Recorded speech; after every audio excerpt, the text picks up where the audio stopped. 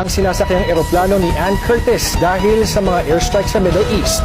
Sa kanyang Instagram story, binahagi ng aktres ang litrato ng high-speed jet na lumilipad katabi ng kanilang eroplano habang papunta sana siya sa Dubai. Dagdag pa niya, may isa pang jet na sumunod bago inanunsyo ng kanilang piloto ang biglaang pagbabago ng ruta.